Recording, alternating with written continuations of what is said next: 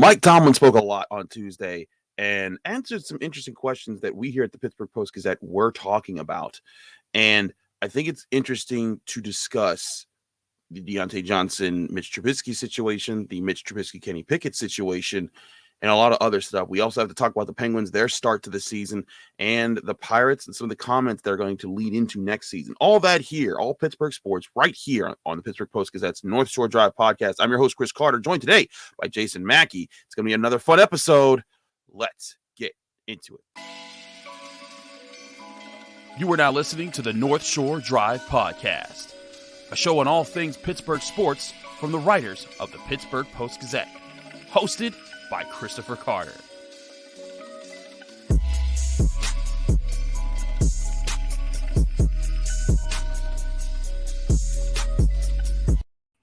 And welcome to the North Shore Drive podcast. I'm Chris Carter. He's Jason Mackey. We are of the Pittsburgh Post-Gazette, and it's the Wednesday edition of the North Shore Drive podcast.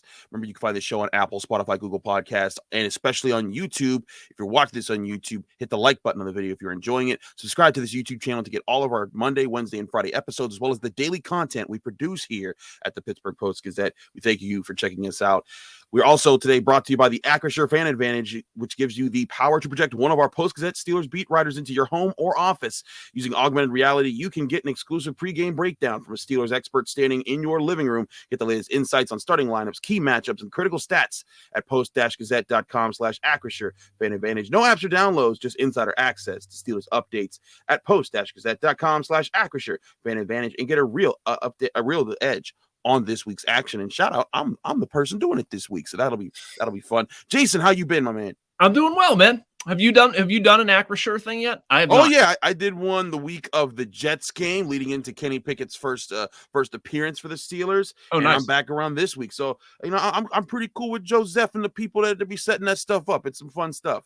I haven't done one yet. I was supposed to do mine, and then that's the week that I got COVID, and so I got knocked out of it, and I got bumped back in the schedule. I'm sort of nervous about it. I'm sort of nervous about being able to be displayed. Like when you have two kids and you have something that can I don't know, they could prompt me to be displayed on the wall or something. I'm not sure what my kids are going to do with that ability, but it's going to be fun nonetheless. I hear you. It is fun. I did have some of my friends putting me in some weird positions all across the country. So that was fun. But let's talk about what's going on with the Steelers. Yep. And everyone's looking at the quarterback position as normal. Kenny Pickett left the last game with a concussion, but then Mitch Trubisky comes in, goes 9 of 12 for 144 yards. Throws a touchdown to Chase Claypool, the first to a wide receiver all season. And the Steelers snapped their 4-game losing streak. They beat Tom Brady in Acrisure Stadium. And everyone's like, well, wait a second. Should Mitch Trubisky be back at the starting position? He was able to to do really well in that spot there. Mike Tomlin denied any battle in that situation. He said if Kenny Pickett is healthy, if he can clear the concussion protocol, which he seemed confident he would, he'd be back. But Mike Tomlin also asked about a story that our colleague Gerry Dulac put out there, and he broke that it was that during the halftime of that Jets game when Kenny Pickett did make his appearance, that Diontae Johnson confronted Mitch Trubisky, and Mitch Trubisky, snapped back at him, saying, Diontae Johnson saying, you got to throw me the ball more. And Mitch saying, I threw you the ball, you dropped it, and then you didn't get the toe tap in the end zone. And then afterwards, Mike Tomlin, named Kenny Pickett the starter. Now, a few things here, Jason. One, it is important context that when people read that story, Gerry did not say that it had that Kenny Pickett was put in because of that situation. He just said it happened afterwards. And I think a lot of people have made assumptions about that. But when Mike Tomlin was asked about it, he was just like, you think I'd tell you if this actually did happen? You think I'd tell you if it didn't happen? It might have happened. If it did happen, great. If it didn't happen, maybe it could have. I don't know. And it was just kind of like, obviously there's tension there. And he kind of acknowledged it, that when your team's losing and your team's struggling, there's going to be people that are angry. And I thought that was a rational response there.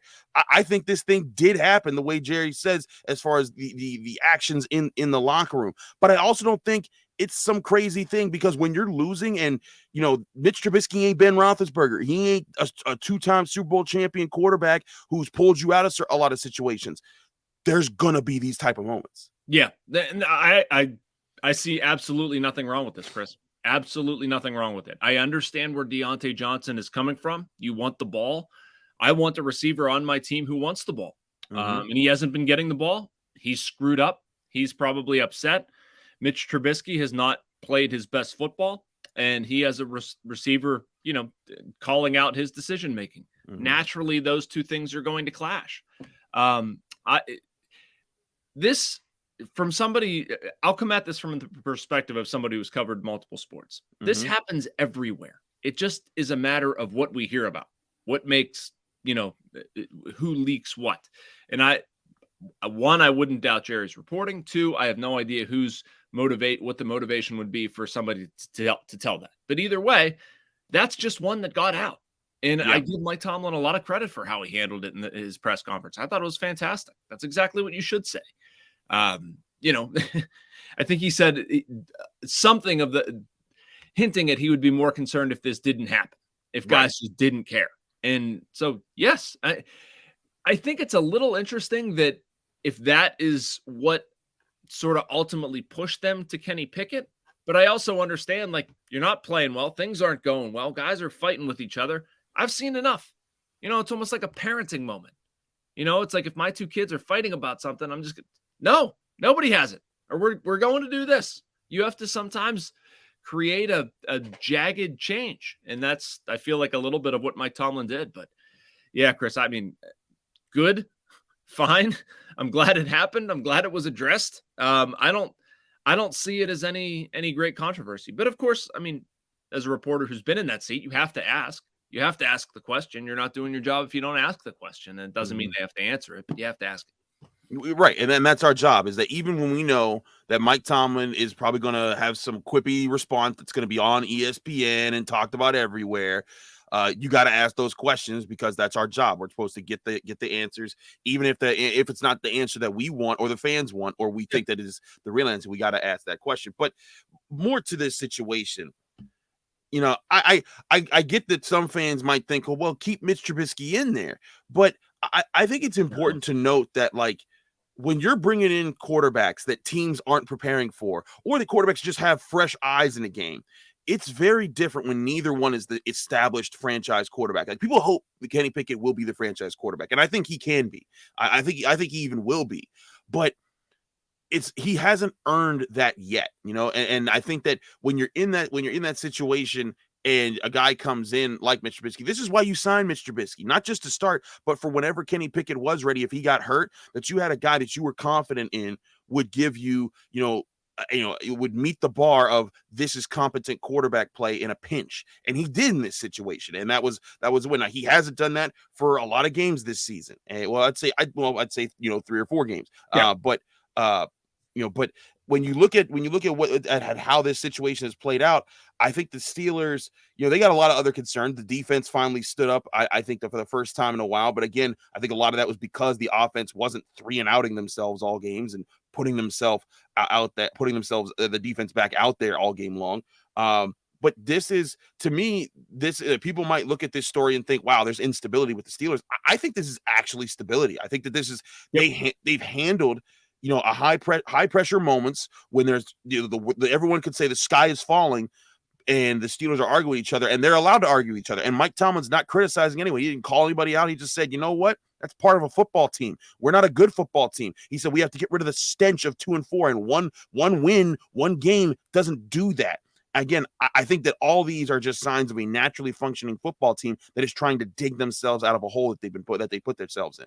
Yeah, Chris, and going back to the Pickett thing, I mean, the goal of the Steelers this season, or the goal of how the Steelers should be handling Kenny Pickett, it shouldn't be about the Dolphins. It shouldn't be about, next opponent on the schedule. Like, you want to use this year, at least in my opinion, use this year with Kenny Pickett for him to grow. When you have a better roster, a deeper roster next season, you should be ready to go. And that doesn't mean punting on this season, but I feel like turning that card or whatever you want to say is sort of an admission that, like, we're going to grow with the young guy. You got to give him an opportunity to play. It doesn't do him any good. It doesn't do the Steelers any good to yo-yo him back and forth. So you're the starter. You're not the starter. You're starter. I mean, obviously health is number one. I mean, if he's not healthy, I feel like that's a completely different discussion. But we're talking about if both guys are healthy, Okay, Mitch Trubisky played well for 12 pass attempts. That's great, but the bigger picture of the Steelers is to get as much development done with Kenny Pickett as possible. Now that they've made that, I feel like there were 2 routes to go. At the beginning of the season, you signed Mitch Trubisky. And yes, to your point, you sign him to come in and produce in a pinch.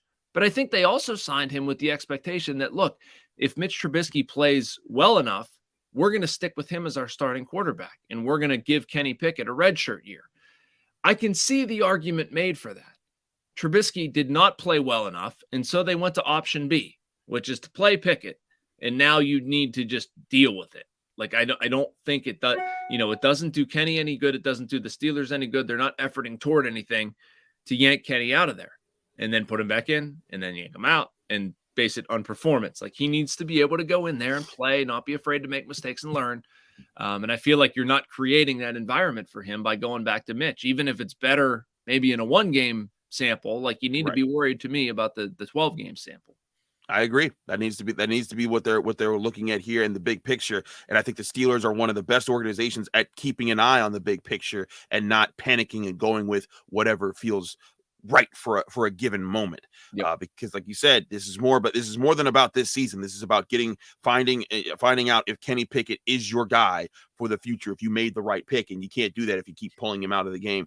But I think also at the same time, you got to protect your guy. You got to make sure that he's not putting himself in danger. And if he doesn't clear concussion protocol, which they think he will, just based off of their early reads and how they what they've heard back from the doctors, if he does, great. If he doesn't, I think they're prepared. We've seen Mike Tomlin not play players who, could be in the game, but might put themselves in serious danger. So all that being said, it's going to be an interesting week. Keep an eye on the injury reports that come out here from our guys at the Steelers facility all week long, getting you ready all week long for this game. But we got to talk Penguins because they also, their season opened up, and there's been a lot of excitement there. There's been a lot of hope.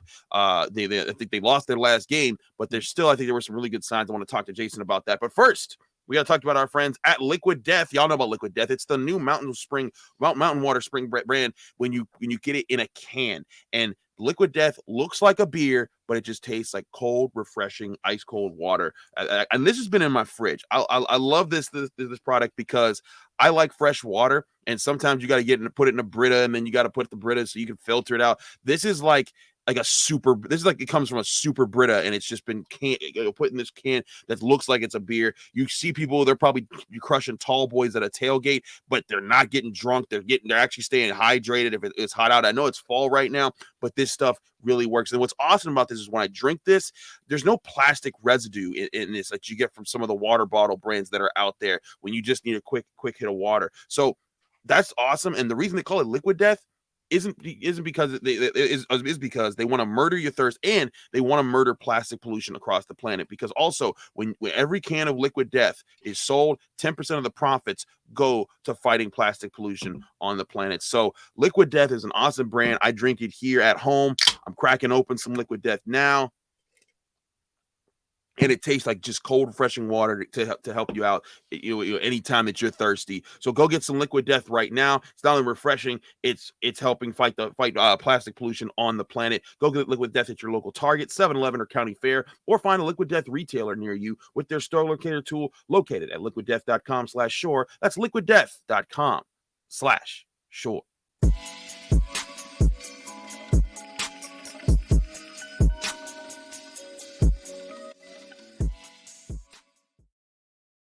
Back here on the North Shore Drive podcast, I'm Chris Carter. He is Jason Mackey, and this is the continuation of the show from the Pittsburgh Post-Gazette. We thank you for checking us out here on a Wednesday.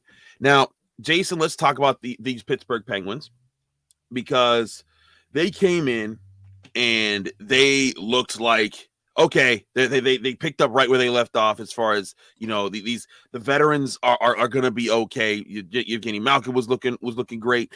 You saw them get 2 wins to start the season. They faltered a little bit in this game, but you and I talked about them leading into this season, and how a lot of people after last season, after the last few seasons, they haven't advanced to the playoffs since they've won the Stanley Cup, and a lot of people were saying break them up, just get rid of it. But you see just the early chemistry of Chris Letang being the Crosby, Malkin and the guys, Gensel being able to, and the energy they feed off of. And it's just a reminder. I mean, I know it's a long season, but they kept this group together because this group does know how to win. They've just had unfortunate circumstances play into it. What was your biggest read in the first 3 games about how they were able to get this season started? Yeah, there's been a lot, Chris. There's been a lot. It's been an exciting 3 games. It hasn't all been perfect. Mike Sullivan was as mad as I've seen him in a long time after that Montreal game. What was it, 2 nights ago, Monday night? I mean, he looked like he could have put his fist through a wall. I wouldn't have blamed him. I mean, it was sloppy, and Jeff Petrie taking 3 penalties, can't take the one in overtime. Right. But, I mean, let's discard that. Going back to the offseason storyline, I mean, we wondered whether this group should be disbanded, whether the guys were too old, whether it's not worth running it back. I mean, you can't look at those 3 games and tell me that these guys can't play a little. Right. Like they're going to be okay. I don't know about health. I don't know about depth of the team. There's so many more factors that go into it. But can Evgeny Malkin still be a productive hockey player at this age? Yes, I think we're seeing that. He's been one of my primary takeaways. He's been so darn good.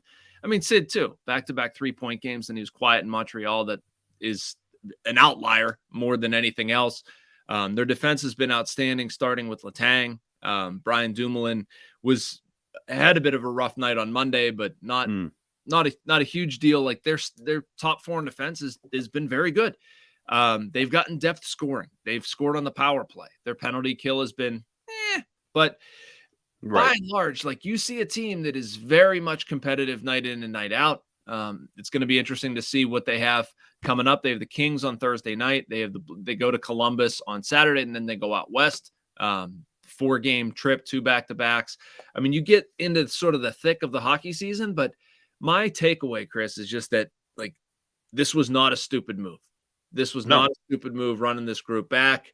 I don't know what would have happened to make me think after 3 games that it was a dumb move, but I am very encouraged by the play that I've seen, up and down the lineup. Like Brian Rust, Jason Zucker, and Malkin have been an extremely good second line. Obviously Crosby and Gensel, you don't have any questions about that. Ricard Raquel has fit very nicely on the right-hand side of that line. You're going to lose games like the one they did in Montreal the other night. You're going to play like crap. They did. You're going to do stupid stuff. They did. But, by and large, this is an extremely competitive team. And the way some of these guys have grown, Gensel would be another one. And what we've seen out of some of his playmaking thus far, man, I mean, we're talking at least the playoffs. We're talking about midseason ads. We're talking about hopefully health plays a difference, and that this team is right there.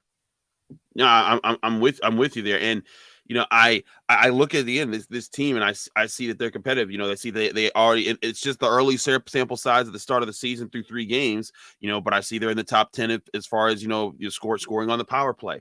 I see it there. Their goalie play right now in goals allowed per game is 7th in the NHL. They have the potential. This team knows how to win. And I think it's one of those things that sometimes in a long season, and in any season, because the NFL season, isn't nearly as long with 17 games in the regular season, then you get to the playoffs. But like when people talk about the playoff failures and playoff things that fold, I look at that and I say, but man, like, how much it takes to get to the playoffs.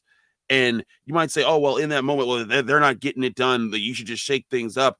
I'm like, you got to take the context of each situation. Like last year, if Sidney Crosby doesn't take that vicious headshot, and he's able to play the entire series, they probably win that series, and they beat the team that went a good ways in that playoff. So, I say to you, like, do you want to break them up for that because they weren't able to overcome that tough series against a really good opponent and get with a hot goalie?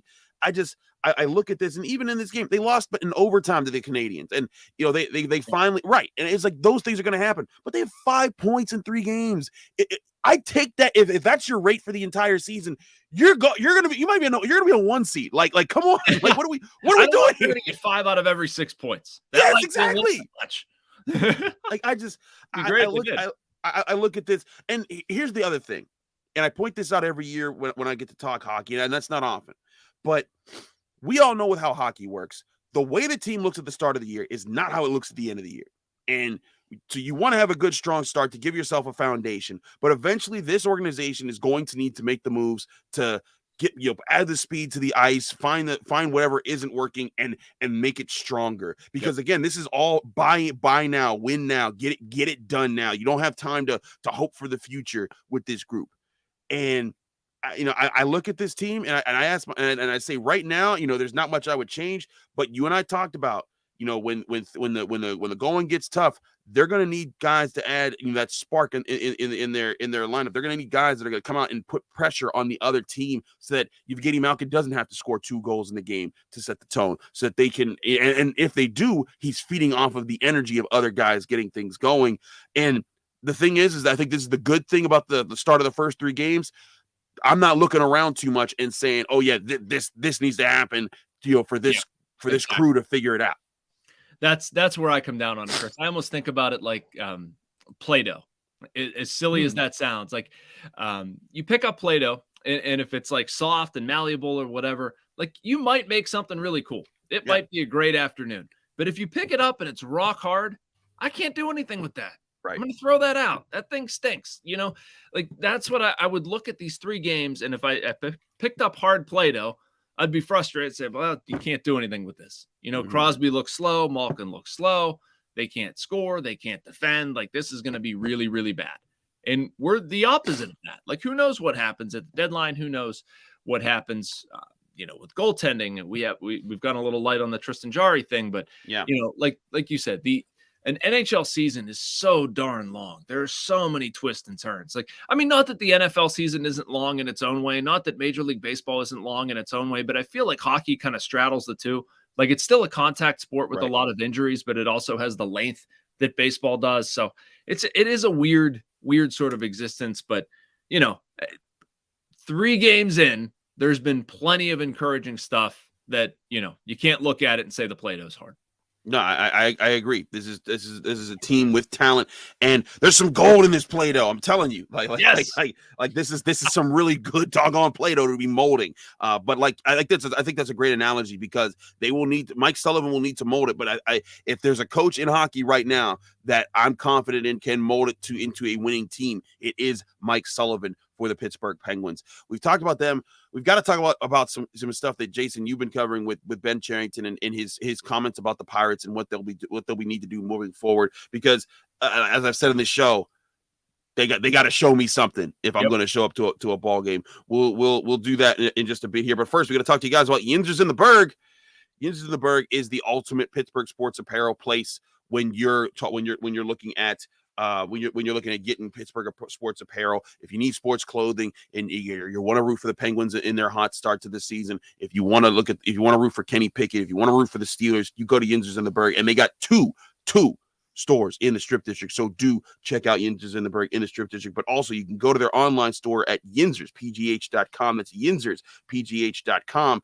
And that's where you go to get your sports apparel, your accessories, much, much more. All things Pittsburgh sports you can find at Yinzers in the Berg. Remember, go to the Strip District for either of their stores, or if you're outside of Pittsburgh, check them out at yinzerspgh.com for all your Pittsburgh sports apparel.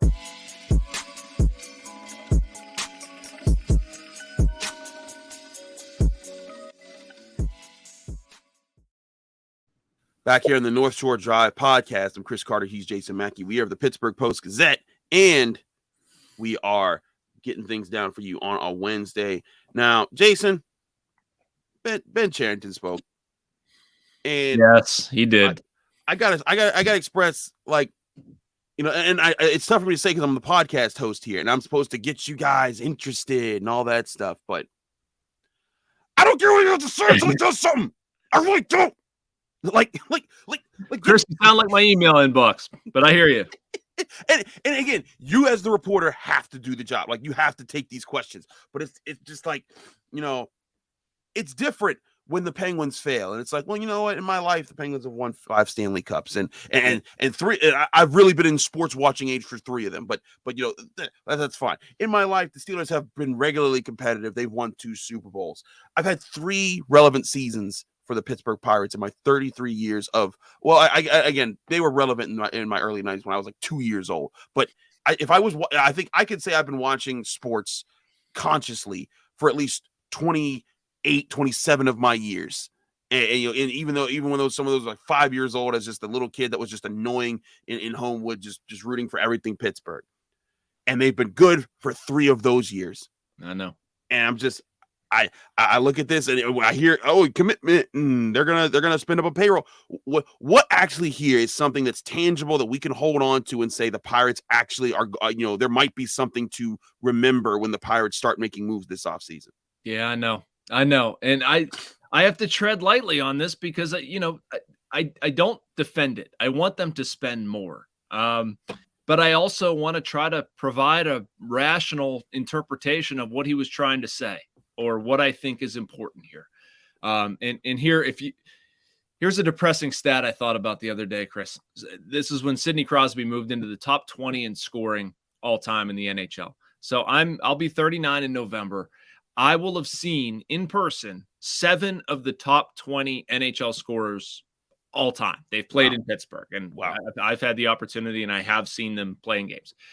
We've also seen 7 Pirates winning. I've also seen 7 Pirates winning seasons. Like, that was just depressing to me. But that's just like a quirky stat. I'm not trying to like poke fun, because honestly, I do think what they're doing right now makes sense.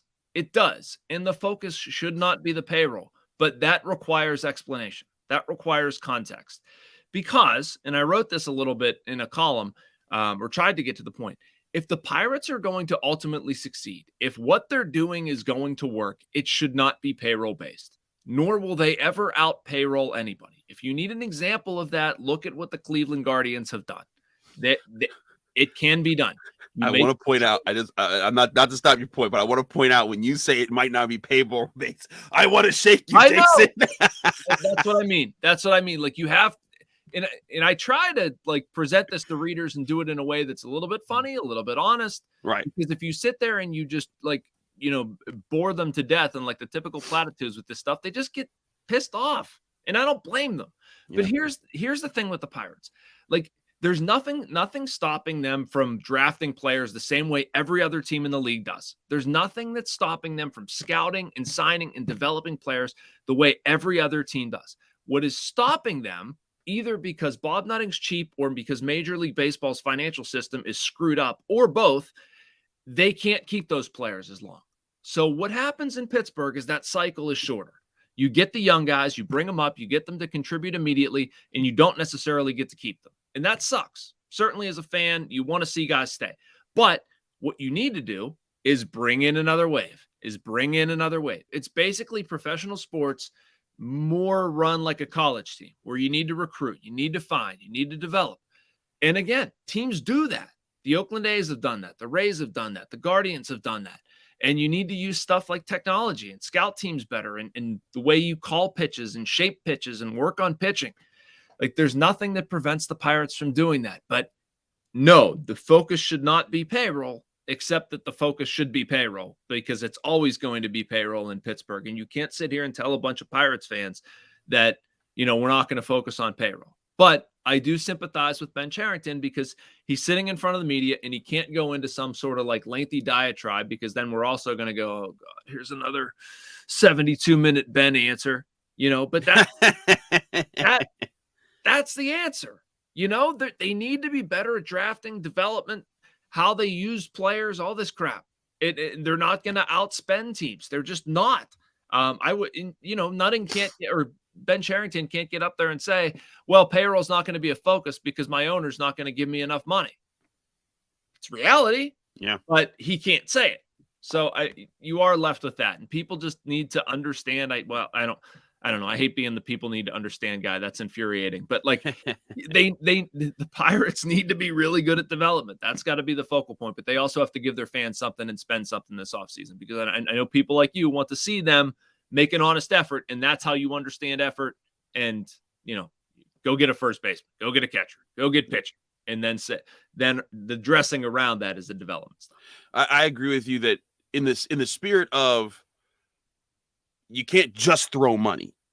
You can't. It's not just about here. We made the financial investment. It's about making the right financial investments. Yep. And you're right, because this organization, as much as everyone talks about Bob Nutting and him being rich and Seven Springs and all this other stuff, it won't matter if they actually spend on money and they're the wrong picks. And I think that's the other problem, is that people aren't confident that they'll make the right, decisions with the money, and that they'll make the right coaching moves with these guys, because there's still issues that, people look at this team and they're like, but you're not even doing these things right. It's just, I agree with your sentiment. And I think this is why Pirates fans and Pittsburgh fans who might look at this and scoff, and I want to shake Jason when he tells me that payroll's not an issue, but I also feel you're not Jason, the only one, Chris. That's okay.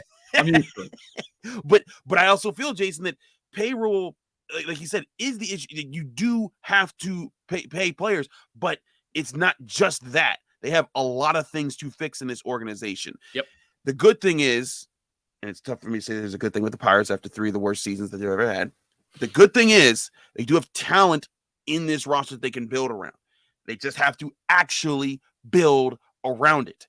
And they need like I said, I think the biggest thing is they need 2 leaders, at least 2 guys from winning organizations in free agency, who know what it's like to get to the playoffs, who know what it's like to be in a heated situation, who know what it's like to dig through the dog days of summer and to find your resolve and to bounce back from tough losses so that you don't let the season get out of control. They need to add those guys to this locker room so that they can get, Brian Reynolds, O'Neal Cruz, Key Brian Hayes, all these guys that you're, Jackson Winsey, all the guys that you're excited about.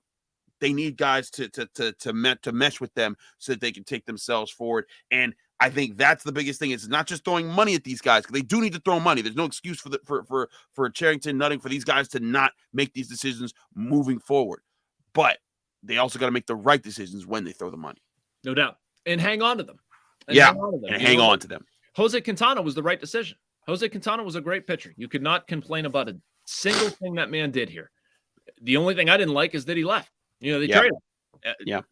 And I understand why, because he's a free agent this offseason, and you're going to hedge your bets. And you're going to try to get something back for him while you can. And given the situation they're in, I don't have a problem with it. But this offseason, where that takes you to is, it literally might be just sign Jose Quintana again.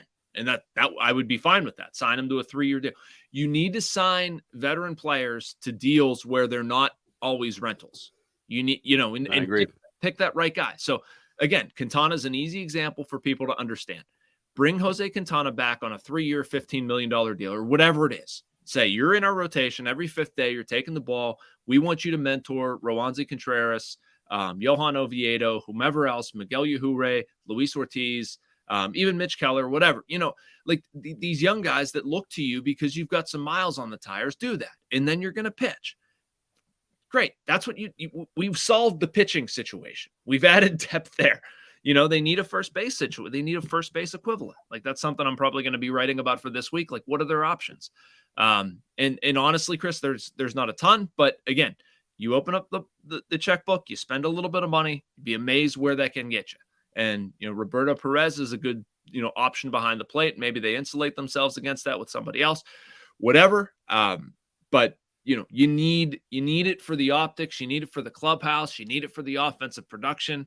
And look at the last time. The last time the Pirates were in this situation, they did what we're talking about. They added AJ Burnett. They added Russell Martin. Those guys added a ton to that clubhouse. And would this current regime have traded Russ or Burnett? Maybe they legitimately might have done this. Prospects. No, at some point you have to stop. At some point you have to keep these guys here and ride it out with them. And I do think Cherington and the new regime will get there. I do think it will be this offseason or darn close. But I think fans are, it's due. It's due. Fans want to see that. It's been due. The late fees. I know. I got it. If this was late fees, if I was the IRS, I'd be knocking on the Pirates' door like, your rent is due. I know. You I know. better You're not wrong, now. You are not wrong. I hear you. The patience. And listen, I'm not making fun of fans that are mad, but this is it's been past time. And I've heard the this is the they're going to have the future, the this, that, and the third. I've heard the excuses for years. This, and again, this isn't saying, the Steelers don't win the Super Bowl every year. This isn't, the Penguins, they blew a chance with Crosby and Malkin, even though they've already won 3 cups with those guys. This is just give me relevant baseball in late summer. Like, this is just give me something. Don't be the worst team in baseball. Don't be the laughing stock of Major League Baseball. That's all we're asking. And so, and if you can't do that, Chris, if that's impossible here, sell the team. That's it. I like Bob Nutting a lot dealing with him. I mean, it's not a personal shot. It's just like, if this is the best you can do, if this is the best number of winning seasons you can produce, there's a large enough sample size, you're not getting it done. I say this to people a lot about the Pirates. Objectively, take the whole financial situation out of it. Mm-hmm. Look at the number of winning seasons that they've had while Bob Nutting has owned this team. It's not good. Objectively, that is not good. And I don't know how anybody could look at me from a Pirates side of things and say, oh, yeah, that's been successful ownership. Like, I'm not going to undercut the guy. They've done a lot off the field. They deserve credit for it. The North Shore is beautiful. They do great things with Pirates charities. Great. The number of winning seasons is not enough. It is not enough. And based on where they are, like, fans want to see them do something or give someone else an opportunity who might. He might operate the ride differently. We don't know, but it is getting to that sort of witching hour where you need to been there or do something about it. I feel you. It's been there. I know. We're coming at this from different perspectives. No, I get it. Again, you're the guy that's on the scene every day. You deal with this. No, but I'm not defending it. I'm not here. I'm not on their payroll. I'm not saying you are, but we are coming from different perspectives. Where I'm just the guy. I'm at Steelers. I'm at Pitt. I'm at Pitt football, Pitt basketball. And listen, those ain't perfect either. Like, I'm writing about those, but I look back over at the Pirates and I'm just like as much gripe as you could give Pitt basketball. At least in my life, they've been relevant. Like, for more than 3 seasons. Like, but this is something else. But hey, you've been doing a great job. Our team's been doing a great job. We do a great job here at the Post-Gazette covering that situation. When we will let you know, you will see on the Post-Gazette when those moves can possibly happen and do happen if the Pirates make those moves. All right here at the Post-Gazette, as we do about the Pittsburgh Steelers. Keep an eye out again for injury reports all week long. Minkah Fitzpatrick, does he return? Does all the Steelers cornerbacks return? Don't need them against this wide receiver core that the Dolphins have, because those guys are explosive. I'll have my full preview of the game with Brian Batko, Steelers beat reporter, Friday. Get you an update what we've heard from Thursday injury reports and what the Steelers outlook is this season. Again, check out the Acrisure Fan Advantage. I'll be on it this week, so do go there with Acrisure Fan Advantage to get all your Steelers preview information, breaking things down. And again, that's post-gazette.com/Acrisure Fan Advantage. Thanks again for checking out the North Shore Drive podcast. He's Jason Mackey. I'm Chris Carter. Find all our work at the postgazette.com. Also, find the North Shore Drive podcast on Apple, Spotify, Google Podcasts, Odyssey, YouTube. Like the video if you enjoyed it. Subscribe to this YouTube channel, please. And hey, if you're enjoying this content, share this channel with your friends. Say, hey, subscribe to this stuff because we do great stuff. Thank you for supporting us here. Again, back Friday with more from North Shore Drive podcast, getting you guys ready for the weekend for Steelers Dolphins on Sunday Night Football. Thanks for tuning in to another episode of the North Shore Drive podcast of the Pittsburgh Post-Gazette. If you're watching this video on YouTube, please like the video and subscribe to our YouTube channel. For 6 months of digital access to post-gazette.com for just $6, click the link down below in the description.